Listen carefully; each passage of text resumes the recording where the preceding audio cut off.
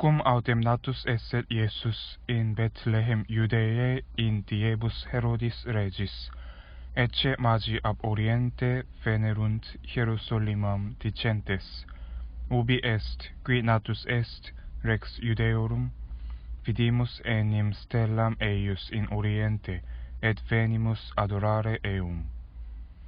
Audiens autem Herodes rex turbatus est, et omnis Hierusalima cum illo, et congregans omnes principes sacerdotum, et scribas populi, suscitabatur ab eis, ubi Christus nasceretur. Ad illi dixerunt ei, in Bethlehem Judeae, sic enim scriptum est per prophetam. Et tu, Bethlehem terra Judae, nequaquam minima es in principibus Judae, ex te enim exiet dux, qui reget populum meum Israel. Tunc Herodes clam vocatis magis, diligenter didicit ab eis tempus stelle, que apparuit eis. Et mittens illus in Bethlehem dixit, ite et interrogate diligenter de puero, et cum inveneritis renunciate mihi, ut et ego veniens adorem eum. Qui cum audissent regem abierunt, et ecce stella, quam viderunt in oriente, antecedebat eos, usque dum veniens staret supra ubi erat puer. Videntes autem stellam gavisi sunt gaudio manio valde. Et intrantes domum viderunt puerum cum Maria matre eius, et procedentes adoraverunt eum, et apertis thesauris suis obtulerunt ei munera aurum et tus et miram. Et responso accepto in somnis ne redirent ad Herodem, per aliam viam reversi sunt in regionem suam. Qui cum recessissent, ecce angelus Domini apparet in somnis Iosef, dicens, surge et accipe puerum et matrem eius, et fuge in Egyptum, et esto ibi, usque dum dicam tibi.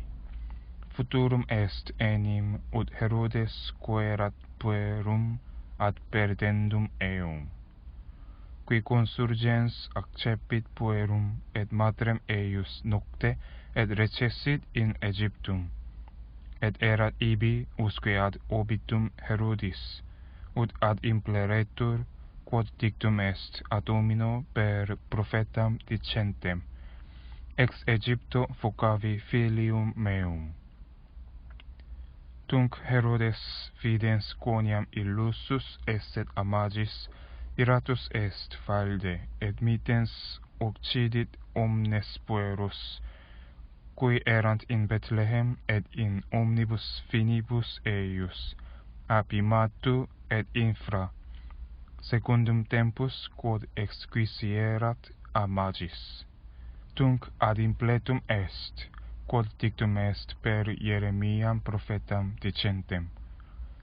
Vox in Rama audita est, ploratus et ululatus multus, Rachel plorans filius suos, et noluit consolari quia non sunt.